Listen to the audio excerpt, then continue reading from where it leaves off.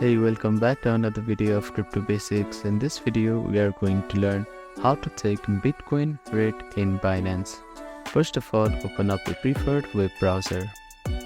Now, at the address bar, type in bitcoin.com and click on Enter. Make sure that you are logged in to your account. After that, at the top navigation bar, you will see a Markets option. Click on it. Here you can find a lot of cryptocurrencies. From here, locate your Bitcoin. You can also search it from the search icon from here. Simply click on it and type Bitcoin here. You can also browse through various market lists.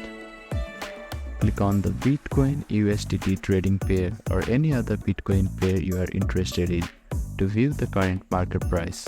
The trading interface will display the current price along with chart and order book data. The price displayed is updated in real time. You can refresh the page to see the latest price.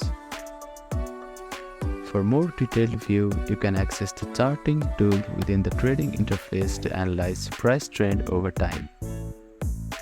By following these steps, you can easily check the current Bitcoin rate in Binance. So that is how you can check Bitcoin rate in Binance.